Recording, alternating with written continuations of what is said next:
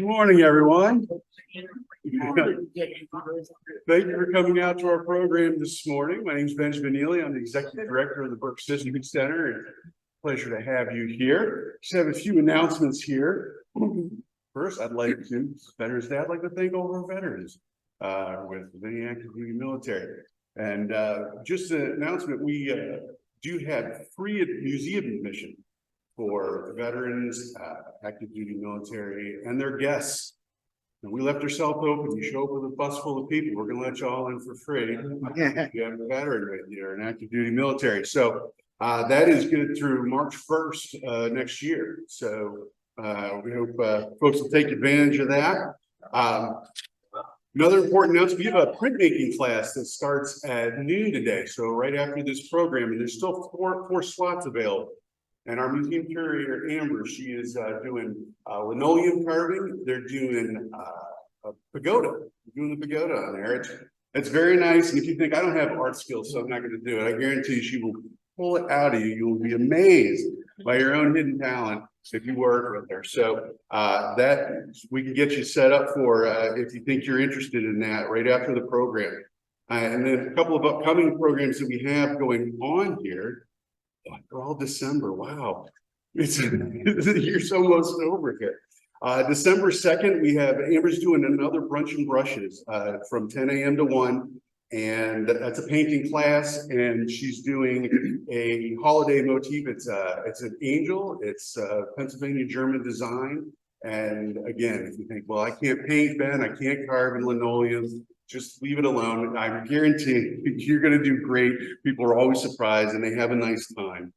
So I hope you'll think about doing that with us.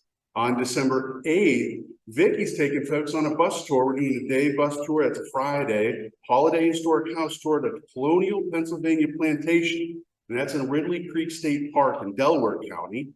And then the very next day, we'll be back here for another Second Saturday program.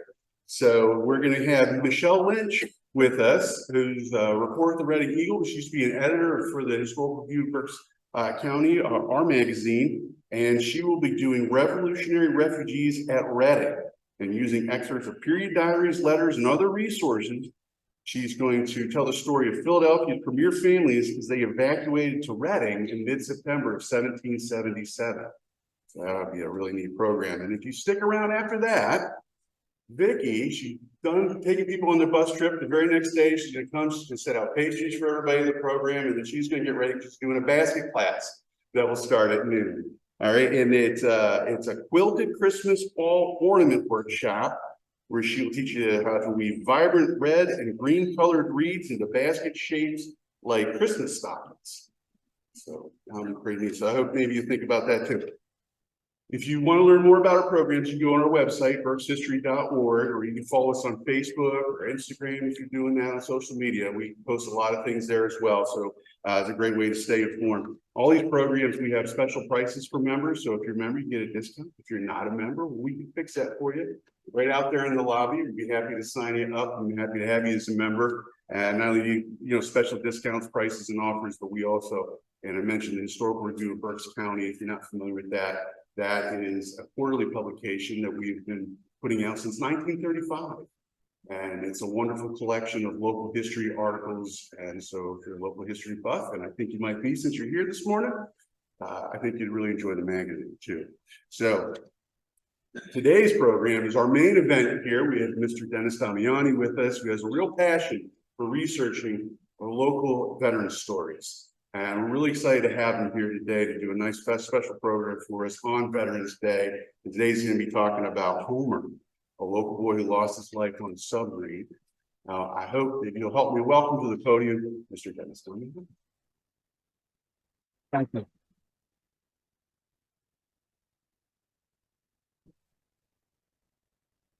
And I will also give my plug to this place. If you don't belong here, join up. There's so much to do here, so much that they offer so much, you can't go wrong. It's a wonderful place to join. Great library, great personnel, everybody's great here, just terrific. Homer Anthony. The only thing I did know about Homer initially was that he was born and raised in Reading, went to Reading High School, and he died in a submarine. That's about all I knew. Then I discovered that Homer had a brother named Socrates, Socrates Anthony. And Socrates has died in 2010, and he was buried up here at Charles Evans Cemetery. I went there in the hope of maybe finding something about his brother Homer. Well, I found nothing there about Homer. But what I did find was the name of Socrates' wife, Ruth Anthony. And Ruth was still alive. I tracked her down, found out she lived over in Pennsylvania, made a couple of phone calls, and I asked her if I could meet with her to discuss and talk about Homer, her brother-in-law. She readily agreed. So I went over there. I was led into her home by her caretaker. Ruth Anthony was sitting in a recliner, wrapped up in blankets, very old, very ill, in the last stages of her life. I made several visits there. We had a wonderful conversation, a wonderful time. And when I was getting ready to leave one day, I said, Ruth, I want to thank you. I guess this is all we know about Homer. And then she said, Dennis, you don't know this. And she pulled out a drawer and took out a little book. And it was a diary of Homer Anthony that he kept in 1943. When I looked at those entries, that diary, I knew this was something special. It was terrific. And after talking to Ruth, she allowed me to have a copy of that diary. So today, what I want to do is show you several entries of that diary and show you and tell you what happened to Homer. What you will see from this boy is something quite remarkable. An intelligent young man, gifted in writing, patriotic to the core, humorous. Everything you could hope to see and know about a young man is in this boy. So let's get started.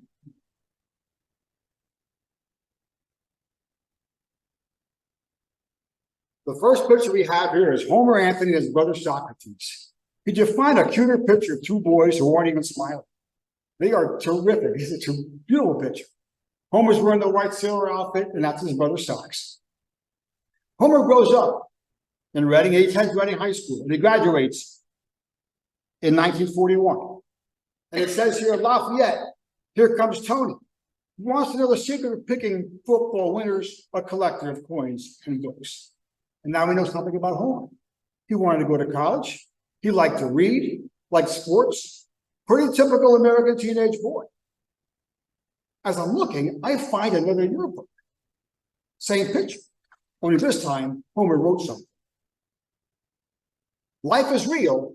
Life is earnest. H. Anthony. Now I thought to myself, what does that mean? Where did he get it from? This is a line from a poem by Henry Wadsworth Longfellow. The poem is called A Psalm of Life. All about the future, what's coming your way, the newness of it, the freshness of it, the excitement of it. And everybody in this room can relate to that. Because at one time we all graduated from high school. And you remember what it was like, the feeling you had.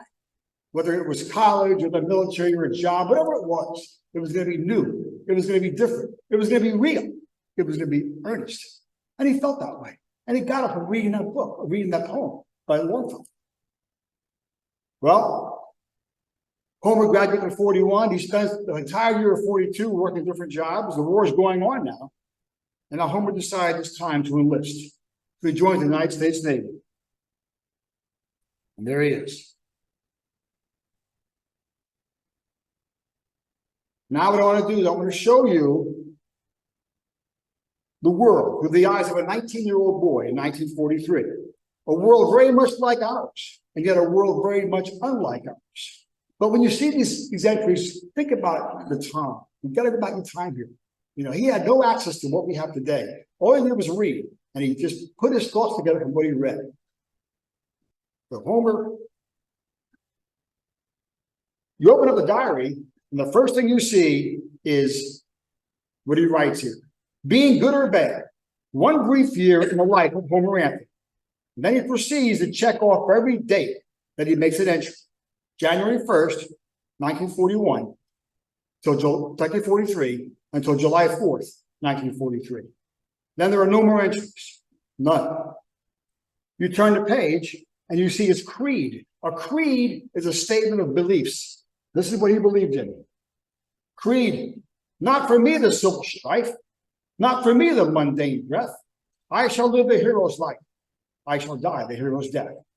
H.A., November 5th, 1942. On January 1st of 1943, a New Year's Day, the city of Reading wakes up to the front page of the Reading newspaper. And this is what they see. A little boy smashing through the calendar with a pop gun. And it says that up there on the top, let's end the war in 1943, this militant lad seems to say. 1942 was a rough year for the Allies and the Americans during the war, a very tough beginning. It began to turn at Midway in the Pacific and on the invasion of North Africa. And now Homer will write his first entry. New Year's Day. Last night in my city, the milling mobs and multiple colored confetti, visages of the coming eventful new year, are all gone now. It is desolate, I think. The shadow of the war is now in evidence. When I return again, I hope the gentle sun will show us a more cheerful Penn Street. Well, it's back to the war games, and I am very eager. You can imagine what Penn Street was like on New Year's Day, just like Times Square. You know, the next day it's full of litter, confetti, paper, and he wakes up to see the same thing on Penn Street. But now reality sets in. It's time to go to work. Bainbridge, Maryland. Bainbridge is the naval training base at that time. And he writes this: back once more to the Maryland mud that has caused me so much agony. We are now housed in the outgoing unit. Outgoing unit? But it was only yesterday that we came in as boots, Tempest fugitives. I am now a seaman, second class. Time flies. The next day he goes to church, and he never went to church. And he wrote this: listen to a two-fisted chaplain today. Now, if these gentlemen were the rule instead of the exception, I might become more pious. As it is, I'm lost. I thought about this, a two-fisted chaplain, and I thought about somebody like maybe this guy, Billy Graham. If you've ever seen Billy Graham teach on YouTube, you've seen somebody teach. He is dynamic, charismatic. He's terrific. And I think what Homer is saying is that if there were more preachers like his caliber, he might become more pious. But as far as he was concerned, most of them were pretty boring. But that's just how we look at things, you know? So, okay, here we have sailors doing what sailors do: gambling, having a good time, playing craps. And Homer writes this: my gods have deserted me.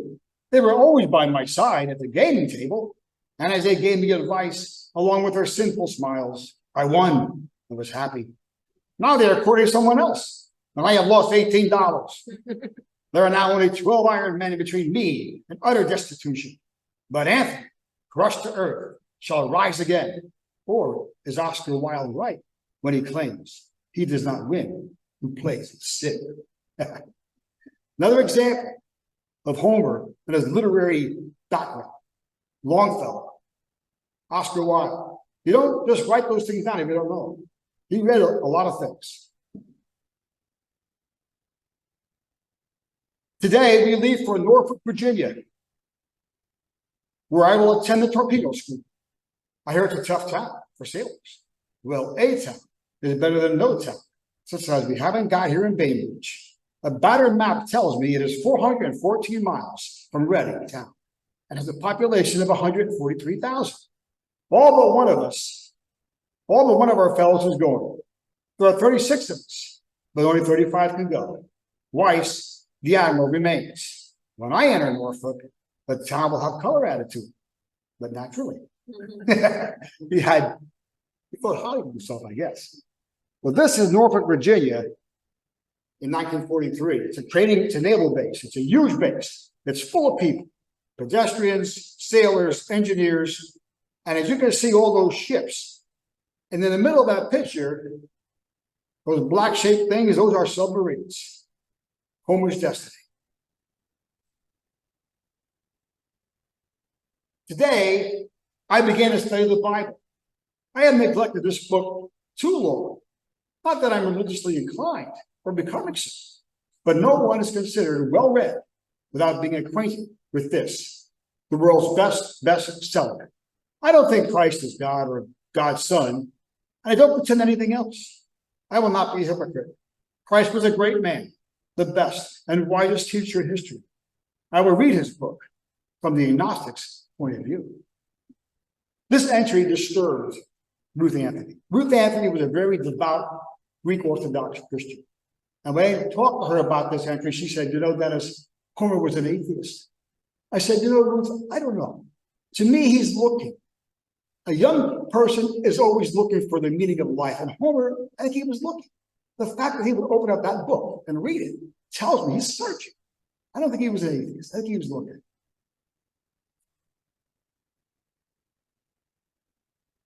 He's back to gambling. I have reached deep down in the abysmal pits of desolation. And with the young in your arms, I dragged out luck, my silent partner.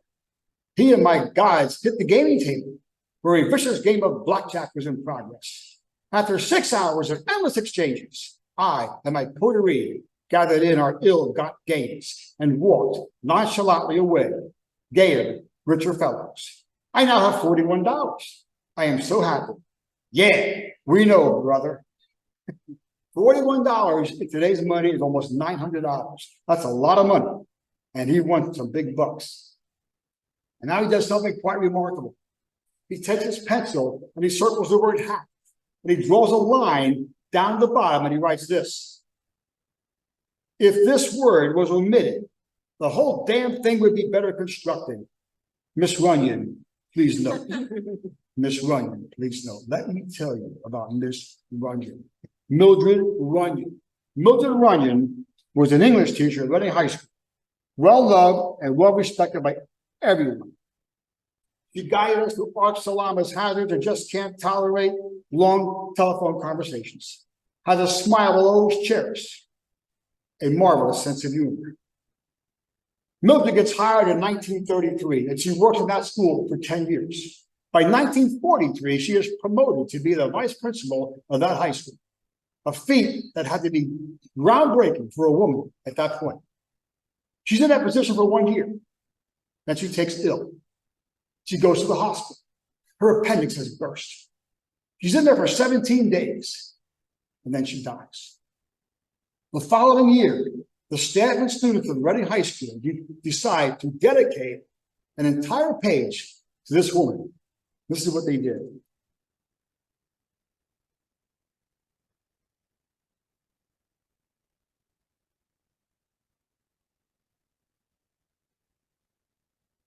I'll read it. She loved us, worried over us, stirred us, led us along new roads to old haunts of the wise and great, developed our will toward growing, and always had faith in us. We bring her back among us in her own fine poem. And this is a poem that she wrote in 1943 about all the boys that she taught at that high school that went off to fight that war. This is what she wrote. The teacher in wartime. I must use a plowshare. You have grasped the sword. We too now will labor, sparing breath and word. Mine the work with children, yours with boys and men. I shall till the home soil with figures, craft, and pen. You will vanish in the mist, bound for God knows where. I will shake the schoolhouse stove, warm the narrow air. We shall think on God at dawn, thank the Lord at night. Pray for you and every friend winning his grim fight. We shall watch the clouds grow green with ageless truth and love. You men will pick your swords and play for stark and angry truth. There will come a time, a day of rest for you and all your men. Come home, Sam. Come home again. Use my plowshare then. What a remarkable thing to do for that woman. What an honor. What a tribute. What an epitaph. And Homer makes a grammatical mistake in that paragraph. And in his own little way, he wants her to know that she taught him better. When I put that together in my head, I was thrilled to think that he would think that way. That's how he felt about her. She was his teacher, and he respected her. He learned so much from her. It was a tremendous thing to see. Well, okay, little Civil War history. If you don't know who this guy is, I'll tell you. This is Admiral David Farragut. During the Civil War, he takes his fleet to Mobile Bay. The bay is full of mines, or called, at that time, torpedoes. So Farragut climbed up the rigging of a ship. He straps himself in and he utters these famous words, "Damn the torpedoes, full speed ahead." And I put that in here because of what Homer wrote next line. Now Homer now is in Norfolk, Virginia, full of people, okay? This is what he writes. Norfolk, Virginia. Well, it's good to be here and be a part of a great institution. The facilities here are much better than those at Bainbridge. But B is a new place, and excuses can be made for her. Good old ship as she was for 6 weeks of my life, 6 weeks of my valuable, to me, life. Here, at one time or another, the entire Navy can be seen. This is true in peace, at least. Get it, oh wise one? Farragut, a good man too, walked these streets once, probably shouting, "Damn the pedestrians, full speed ahead."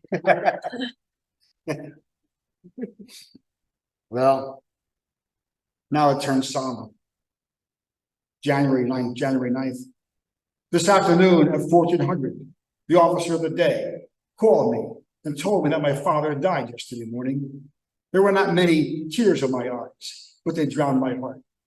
Sunday, I saw my father at his horrid home. The first time in my life, I was not glad to see him. Monday, my father lies in state. Tuesday, we have buried a magnificent personality. You know, we have all lost loved ones along the way, and it's been a crushing thing to go through. We grieve, we still grieve when we think of them. And it grieved Homer to lose his father. And Homer, what he did to give himself comfort was to write a poem that was written that gave him some comfort. This is what he wrote. If my father could speak, out of the night that covers me, black as a pit from pole to pole, I thank whatever gods may be for my unconquerable soul. In the felt touch of circumstance, I have not winced nor cried aloud. Under the bludgeonings of chance, my head is bloody, but undone. Beyond this place of wrath and tears looms but the horror of a shame, and yet the menace of the years finds and shall find me unafraid. It matters not how straight the gate, how charged with punishments the scroll. I am the master of my fate. I am the captain of my soul. Invictus, William Ernest Henry. Homer find comfort in everything that he read, and he found it here. And that's his father's grave up here in Charles Evans Cemetery. His name was Anthony. When I found that grave, it was pretty messed up, and I cleaned it up, and I stood there and I thought about Homer, him standing there next to his father's grave on January the 8th of 1943. Well, here we have sailors in the barracks, writing, reading, riding home, having time with themselves. And Homer was a part of that. Homer loved Reading. As a matter of fact, you've seen this picture before. This is Reading in the 1940s. It's a magnificent picture, the Georgia, whatever you want to call it. I mean, the theaters, the shops, the stores, the buses, the people, a thriving, teeming city. And Homer loved this city. He loved it so much that what he writes next is so captivating, so concise, so impactful that it just still thrills me. My city, Reading town. This is my city. This is the city in which I was born. Here is where my mother and my brother live.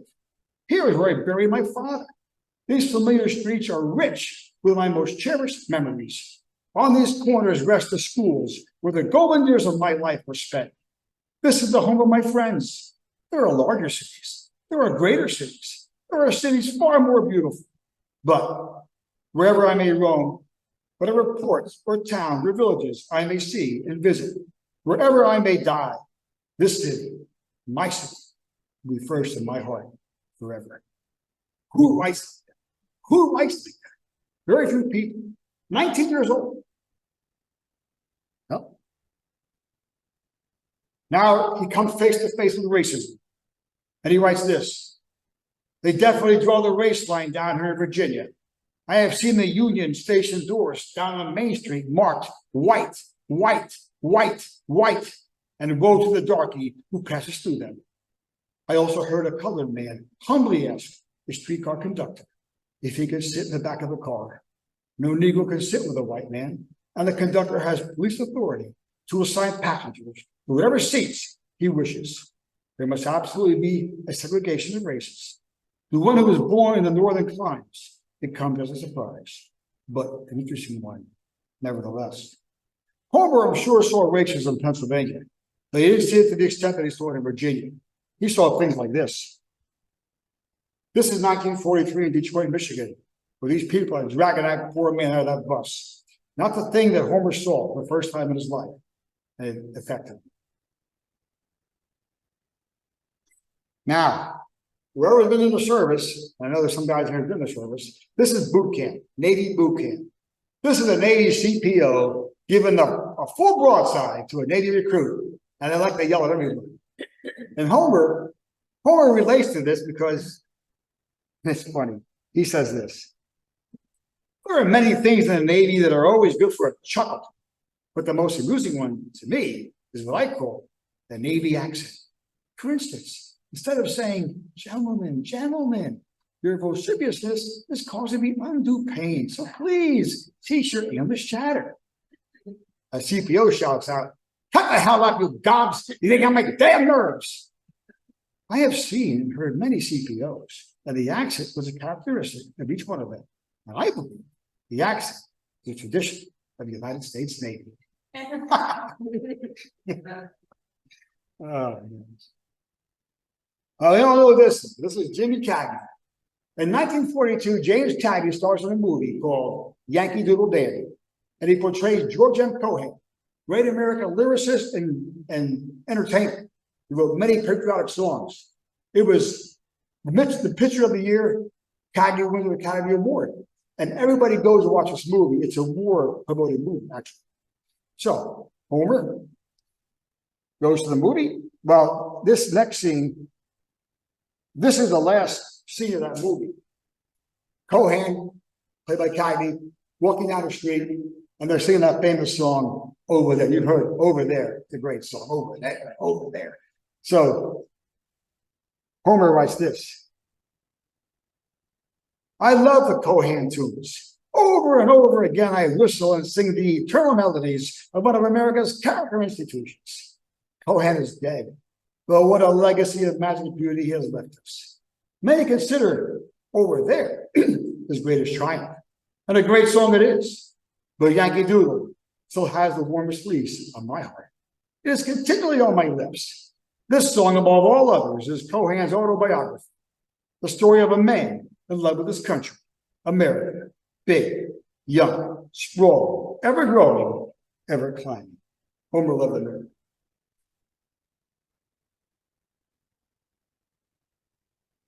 This is the inside of a submarine in the torpedo room.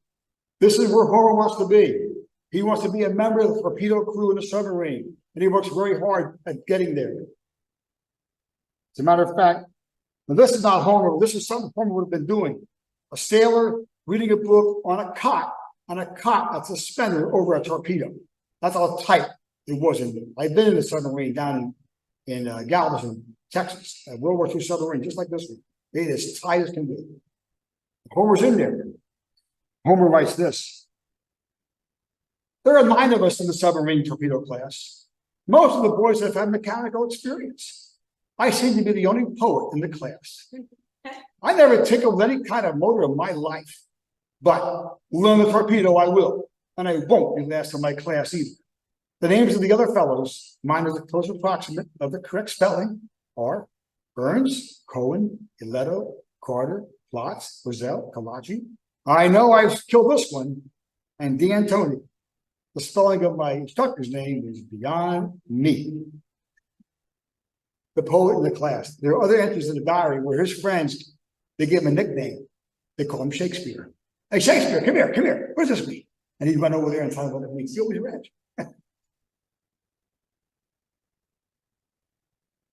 Now Homer will be assigned to this submarine. Homer is on the deck of that submarine. This is the USS Tang.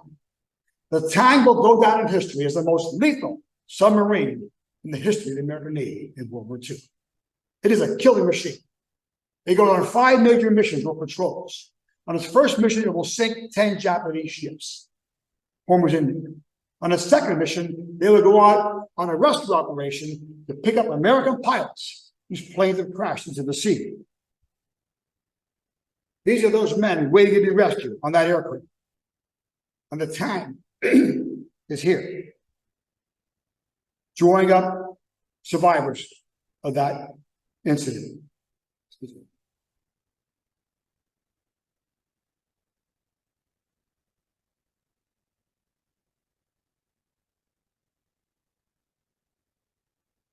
And those are the pilots they saved that day. This is a famous photograph. All those men who were in the water, rescued by the tank. All those men. And if they had survived the war, I'm sure they told their grandkids for the day they were in the water, they were rescued by the tank. In the middle of that picture is the captain of the tank, Richard O'Kane. You see him right there with the Navy outfit on. The tank goes out on 2 more missions, number 3 and number 4. Again, very successful. And then comes mission number 5, the final mission. It's October of 1944. The tank has found itself in the Formosa Straits, the body of water between China and Formosa, which is now Taiwan. The sub is surged like it is there. The captain and 3 of his men are in the conning tower. It's 2 o'clock in the morning, and they have snuck up upon a Japanese convoy, and they don't know it. The tank is carrying 23 torpedoes, and they begin their attack. Their first torpedo is a complete miss. The next 21 torpedoes find their mark. They either sink or they damage Japanese shipping. The crew's excited. They have 1 torpedo left. The crew knows that when they're done, they're going back to Pearl Harbor to be with their buddies and their girlfriends. They're excited. The captain has his target, and he gives the order. Fire. This torpedo will fly out of that submarine. The crew jumping up and down, we're going back to Pearl. The captain is watching his torpedo. And to his utter horror, this torpedo, which has a motor, malfunctions and commits what is known as a circular run. It's coming straight around and heading back to the tank. The captain gives the evasive orders. Hard astern, hard astern. The sub endeavors to move, but it's too slow. This torpedo will strike the stern of that submarine, instantly killing 3/4 of the crew, and it goes down. This is an artist's rendition of what it looked like. The captain is in the water now with the 3 men. They're floating around for 8 hours. In this submarine, there are 30 survivors, 30 men, and they work their way up to the bow. And when they get there, the surviving Iraqi officer orders a ballast tank to be filled to bring that part down to the ocean floor, because there are Japanese gunboats coming with depth charges, and it's important they get down here safely. And they get down there, and the gunboats get there, and they start throwing up depth charges. They don't strike the sub, but they get close. So close, as a matter of fact, that electrical fires break out in the submarine, and the paint in the bulkheads, lead paint, ignites and gives off toxic, deadly fumes. And these 30 men know now that their time is short. Now these men are going to attempt something that's never been done before. They've all been trained on a new device, and it's called the Munson lung. You strap on this contraption, and you breathe oxygen, and you expend carbon dioxide, and you slowly ascend out of that submarine. 30 men. This is an artist's rendition of those men. 30 men. Some of those men are so badly injured they can't go. Some of those men are afraid. They're not going. And some of those men, believe it or not, can't even swim. They're not going. 13 men will attempt to escape that submarine. 5 will make it. The rest will die en route. Those 5 men, plus the captain, the ones who were in the conning tower, are picked up by the Japanese. 9 survivors. They're taken to a prisoner of war camp where they will stay until the end of the war. Homer Anthony is not one of those survivors. Homer Anthony was killed outright when that torpedo hit the stern. After the war, the captain wrote a book called Clear the Bridge. In this book, the captain details all the exploits of the tank. But in this book, he only mentions one enlisted man in the whole book, and he mentions him twice, Homer. The first time he talks about Homer, he says that the sub was on a mission, and that a fire had broken out in the kitchen. smoke going through the sun. The captain ordered all the crew to go topside for fresh air until the fires put out. In his log, the captain notes that Fireman First Class Anthony, with his thick glasses, was at the SD radar station looking for Japanese aircraft. I then ordered him topside, and I followed his heels. Now I know something else about Homer. He was a dedicated sailor who put his captain and his crew first. The second time he talks about Homer, he said that the crew was on shore leave, and the crew decided to have a baseball tournament. 8 teams in that crew, young men having a good time, beer, baseball, fish, living it up, having a great time. And the captain says that every team wanted Homer Anthony on their team because Homer Anthony, with his thick glasses, would hit a baseball like nobody else. Homer Anthony, life is real, life is earnest. Whenever I went to visit Ruth Anthony, before I left her home, she would recite to me a poem that Homer wrote, and she recited word for word. And then she would say to me, Dennis, what he wrote was so prophetic. This is what he wrote. Morbid thoughts on a rainy day. Not long ago, an old man said, what conjuring my fate? 2 worlds there are, my bold young man, divided by a narrow gate. Here, terror stalks the grimy streets, and horror thrives in gloom. 'Tis many a bloody year before the rose of peace shall bloom. And many a callow youth, before that rose can grow, will find an unknown, unmarked grave where quiet waters flow. But there, beyond the distant gate, no monsters wait and creep. There are no evil days and nights, but only peaceful sleep. With eager arms I drew him close and said, but what of me? And will I smell the breath of spring or perish in the sea? I looked into his owlish eyes, set in an ashen mask. I saw the answer written there. I didn't have to ask. So when I speak to you no more, my friend, you must not weep, for I will then have passed the gate to my eternal sleep.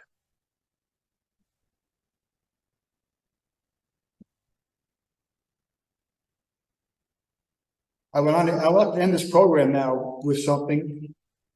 What you're about to hear is the official Navy hymn called Eternal Father. And what you're going to see are all the crew members of that submarine who lost their lives that day in October 1944, who lost their lives so that you and I could have freedom today.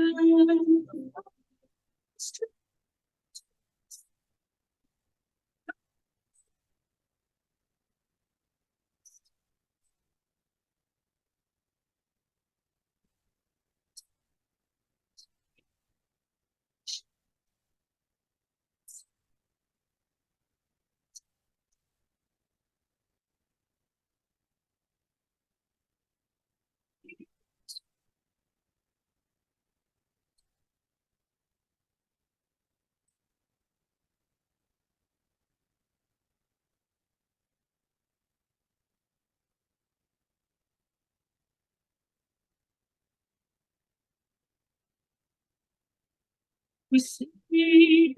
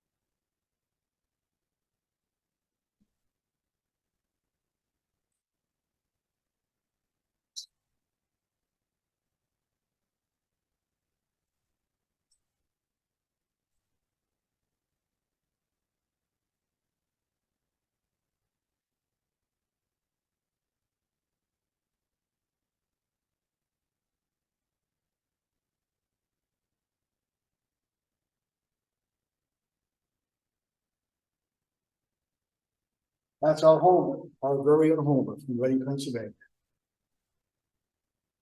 Ruth Anthony passed away a couple of years ago, and I went to her funeral. I sat there with the caretaker and her goddaughter. And when it was over, the goddaughter said to me, Dennis, you were so good to Ruth in the last months of her life. I want to give you something. Give me a box. In the box, his diary, his Purple Heart, and all his books that he read, including the complete works of William Shakespeare, which I'm not going to read. That's it, gentlemen, ladies and gentlemen. Thank you for being here. That's it. Thank you.